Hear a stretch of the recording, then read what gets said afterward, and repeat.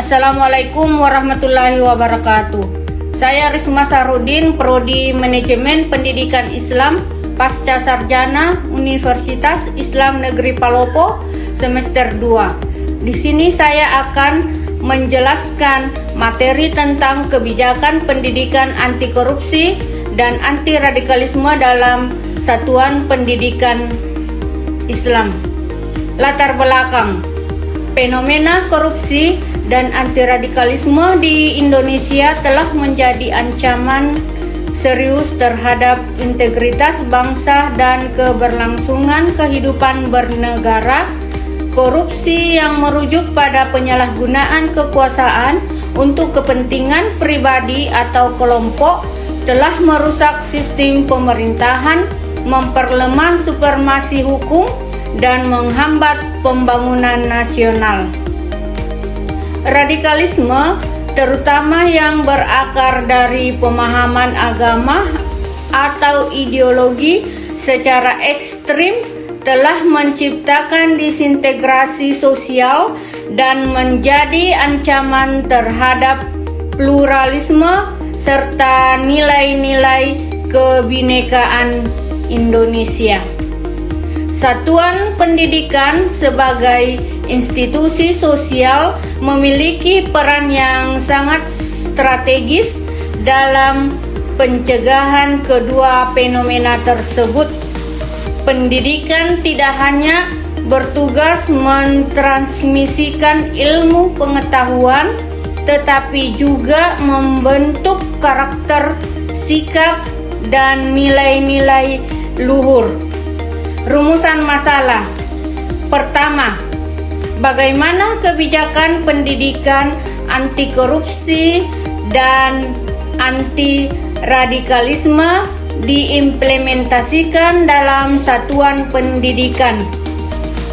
Kedua, apa tantangan dan strategi dalam penerapan kebijakan anti korupsi dan anti radikalisme di satuan pendidikan? Anti korupsi merupakan suatu upaya strategi dalam menciptakan generasi muda yang memiliki integritas, kejujuran, dan tanggung jawab sebagai bagian dari pembangunan karakter bangsa. Menurut Komisi Pemberantas Korupsi, pendidikan anti korupsi dapat diimplementasikan melalui 3 pendekatan. Pertama, integrasi dalam mata pelajaran. Kedua, kegiatan ekstrakurikuler. Ketiga, pembentukan budaya sekolah.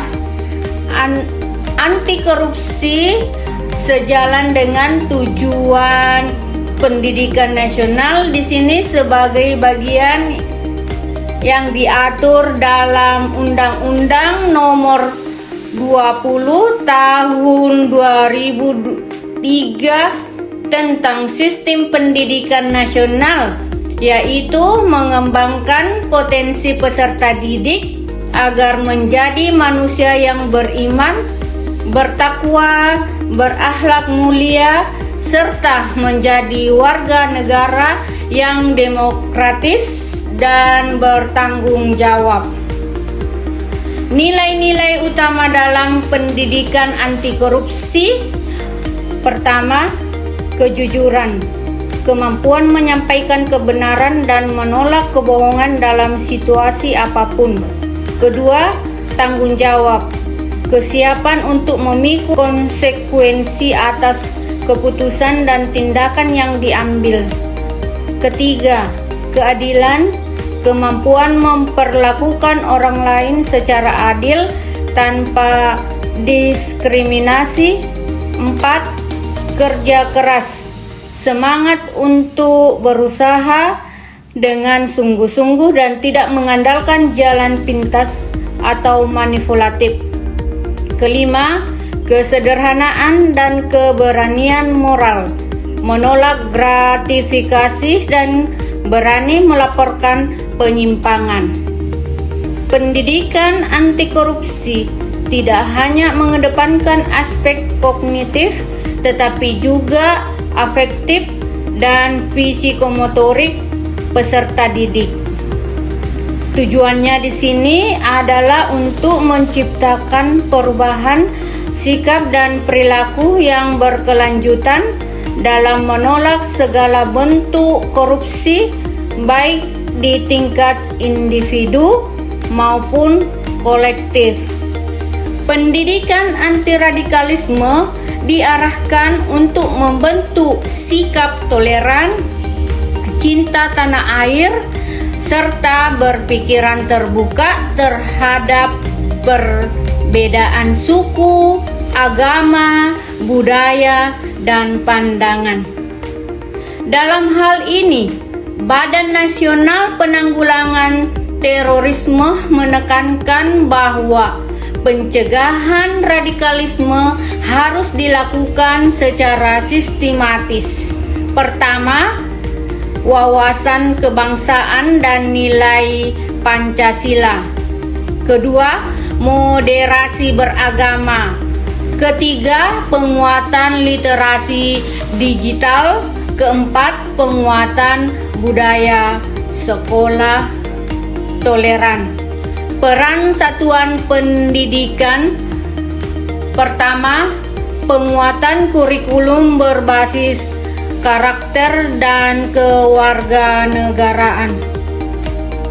Kedua, kegiatan pembelajaran konstekstual dan diskusi nilai. Ketiga, kerjasama dengan orang tua dan masyarakat. Kesimpulan, pendidikan anti korupsi dan anti radikalisme di satuan pendidikan merupakan langkah preventif penting untuk membentuk generasi muda yang berintegritas, toleran, dan bertanggung jawab dalam menghadapi dinamika sosial politik yang kompleks. Sekolah berperan sebagai pilar utama dalam menanamkan nilai-nilai kebangsaan seperti kejujuran, keadilan, dan kebinekaan. Melalui integrasi kurikulum, budaya sekolah, dan kegiatan ekstrakurikuler, peserta didik diajak menginternalisasi nilai-nilai tersebut secara menyeluruh. Dengan pendekatan sistematis dan berkelanjutan, sekolah menjadi benteng. Demikianlah pemaparan dari saya. Wassalamualaikum warahmatullahi wabarakatuh.